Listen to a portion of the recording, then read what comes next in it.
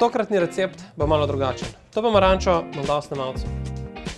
Jaz pa bom uporabil sestavino, ki v večini ali vseh primerih pristane v smeteh. To je pomarančni olupek.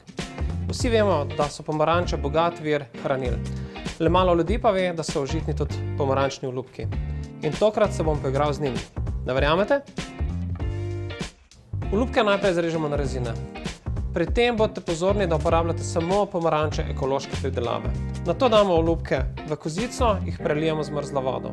Zavremo, ta postopek ponovimo še 4-krat. S tem se znebimo grenkega okusa, ki je v belem delu pomaranče. Nato dodamo 200 g sladkorja, pa enako količino vode. Tukaj lahko dodajamo tudi razne začimbe, kot so cimet, janež, vaniljo.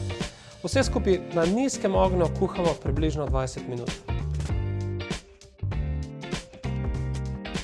Po kuhanju pustimo olupke stati v sirupu še vse 10 minut. Nato jih vzamemo ven, razporedimo na rešetko, kjer jih pustimo stati novih 15 minut, da se malo osušijo. V tem trenutku jih lahko povaljate v kristalnem sladkorju, se boste s tem dobili prijetno hrustljavo plast. Nato rezine položite v pečico ali dehidrator. Na 70 stopinjah jih sušite približno 3 ure. Olupki so gotovi.